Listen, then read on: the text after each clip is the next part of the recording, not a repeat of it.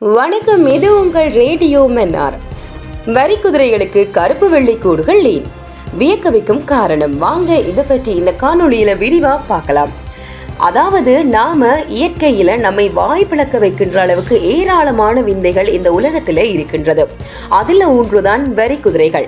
இந்த வரி குதிரைகள் என்று சொல்லும் பொழுது இது எல்லோரையுமே வியப்பில் ஆழ்த்தக்கூடிய ஒரு விலங்காக இருக்கின்றது. அதுலயும் பாத்தீங்கன்னு சொன்னா இது ஒரு குதிரை இனத்தை சேர்ந்தது அப்படி என்று சொல்லப்படுகின்றது. இந்த வரி குதிரைகள்ல சிறப்பே இந்த வரி கோடுகள் தான் அப்படி என்றும் சொல்லப்படுகிறது. வரி குதிரைகளின் நேர்த்தியான கருப்பு வெள்ளை கோடுகள் தான் இதுல ஒரு சிறப்பம்சமாக இருக்கிறதா.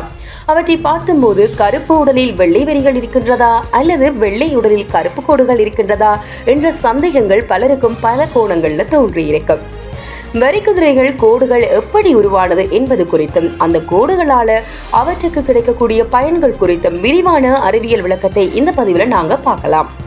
அதாவது வரி குதிரைகள் மந்தையாக நிற்கும் பொழுது அதனை தொடர்ந்து பார்த்தால் கண்கள் கூசும் அளவுக்கு ஒரு ஒளியியல் மாயை ஏற்படுத்தும் வகையில ஸ்கேல் வைத்து கோடு போட்டது போல் தோன்றுமாம்.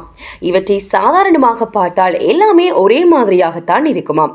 ஆனால் அவற்றின் கோடுகள் மனிதர்களின் கைரேகையை போல ஒவ்வொன்றும் தனித்துவமானது என்று ஆய்வுகள் மூலம் கண்டறியப்பட்டிருக்கிறதாம். மேலும் வரி குதிரைகள் உண்மையில் கருப்பு உடலமைப்பில் வெள்ளை கோடுகளாம். வரி குதிரைகள் கருவில் இருக்கும் பொழுது கருப்பு நிறத்தில் கோடுகள் ஏதுமின்றியே இருக்குமாம். வரி குதிரைகளுக்கு இந்த கோடுகள் எதற்கு உதவுகின்றது என்ற சந்தேகம் நம்மள பல பேருக்கும் இருக்கும்.